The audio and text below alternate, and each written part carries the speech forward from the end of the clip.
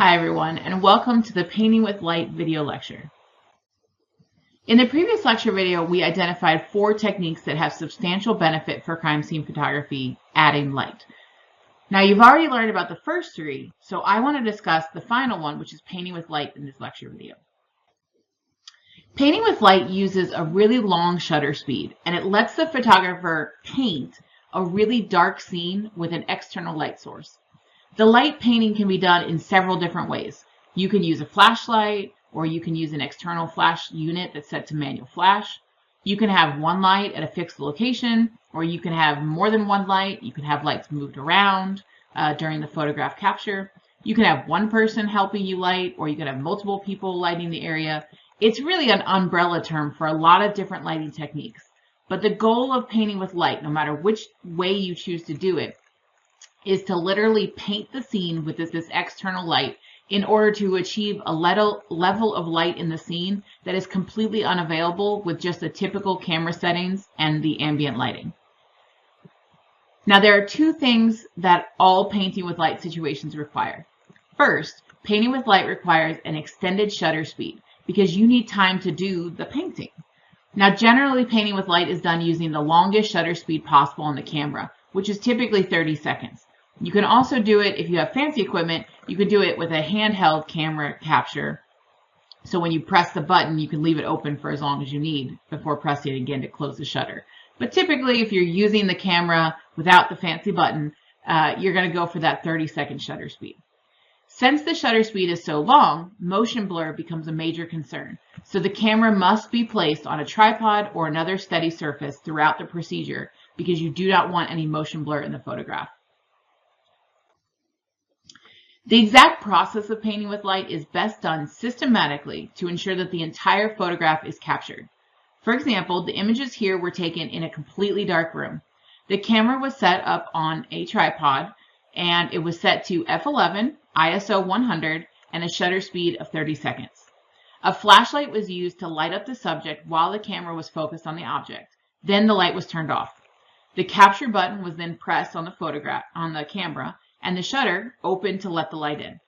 Now, in that 30 seconds that the shutter was open, the flashlight was turned back on and it was moved slowly and methodically across the object in horizontal lines, working from the bottom of the object to the top.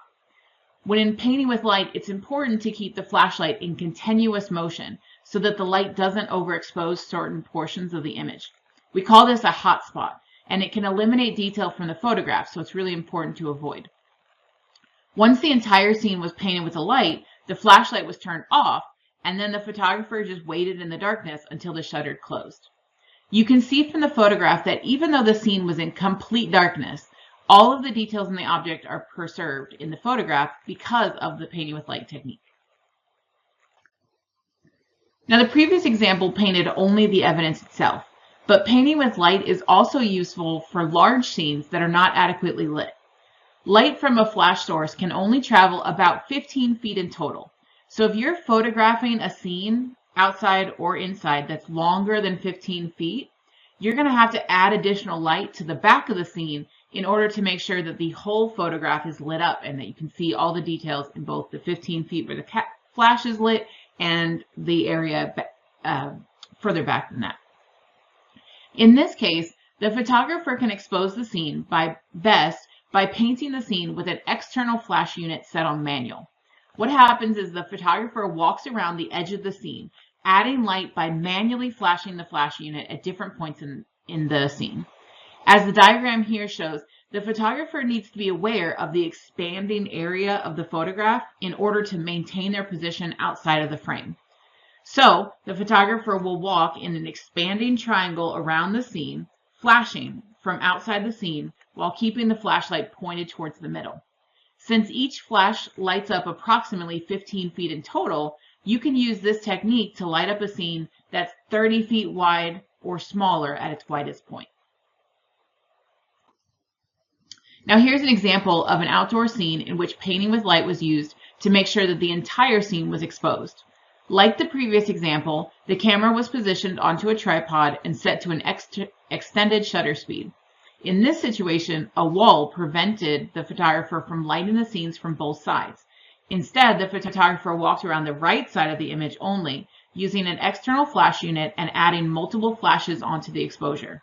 As you can see from the photographs, the second photograph where the painting with light was used is fully exposed so that all of the evidence within the scene can be visualized clearly in the photograph, even though the photograph was taken at night in low lighting. Here are some more painting with light photographs that were taken by UT Tyler students in a previous version of this course. We practiced this lighting technique at night in the outdoor grotto that's in front of the library. It was pitch black in that area, but you can see that these photographs are so well lit that you can see all of the details of the rock and the students that are posed over the rock. Now, one of the things about painting with light is that you can see illustrated in the background of the photograph on the left, the overexposure of bright areas. Since our photograph contained lights in the background, these were the lights for the pathway in front of the library, the long shutter speed created overexposed areas or hot spots because those lights burned into the sensor for the entire 30 seconds that the shutter was open. By zooming in on the rock in the second photograph, we avoided most of the background light and we limited the overexposed background. Now, painting with light can also be used for another purpose relating to crime scene photography. The basic concept of this technique can be used to help visualize a laser pathway through a scene, which is a really useful photography technique for ballistic trajectory analysis. Like the previous examples, this type of painting with light uses a tripod-mounted camera and a long shutter speed. Instead of lighting the scene from outside the camera's view, though, this time the photographer will actually stand inside the scene on purpose. Now, remember in a previous lecture video, we talked about how we can eliminate snow and rain using a long shutter speed? The reason for this phenomenon is because snow and rain particles remained in constant motion in front of the camera. Well, in this type of painting with light, the photographer does the exact same thing. As long as the photographer remains in constant motion the entire time that the shutter is open, the photographer will actually become invisible to the camera. Lasers by themselves are not visible in a photograph. So in order to make the laser line visible to the camera lens, the photographer must provide an object that the laser can actually shine onto. For example, you can see this technique in action in this photograph. I walked the entire length of the laser while holding a white piece of paper along the laser beam. This created a spot where the laser actually became visible to the camera lens. I walked along the length of the entire laser beam with this paper, and that allowed the sensor to capture the entire beam in this single photograph. Now, in this photograph, I made myself visible on purpose, and I did that for illustration purposes. So what I did was I had a colleague flash an external flash unit towards me about halfway through the exposure, and this created a ghost image of me holding the paper. If I hadn't flashed onto myself, then I would have been able to capture the entire length of the beam without actually appearing in the photograph. And here you can see that example. So in this image, I didn't flash where I was standing. And in fact, because of the way the scene was lit, I didn't have to do any additional lighting for this scene. All I did was use a long shutter speed and a tripod and walked along this laser to capture me highlighting the laser beam. Now, remember that diagram a few slides ago where I showed you make sure you keep out of the camera frame while you're flashing your external light source? This is why. So in this image, I opened the camera shutter and then my colleague began painting the laser beam using a piece of paper. And we were trying to purposely ghost one another on the image for practice, but I accidentally stood within the camera frame. So when I flashed the unit towards my colleague, I also lit myself up, and so both of us end up showing up on the film. One of the things that I could have done to avoid this was to actually rope off the areas that are currently in the camera's focus. That way I could have made sure that I kept myself out of the image. As you can see, painting with light can be a really useful technique for crime scene photographers, but it does require extensive practice and planning in order to feel comfortable using the technique. All right, well, that's all for this lecture. Thanks for watching, everyone.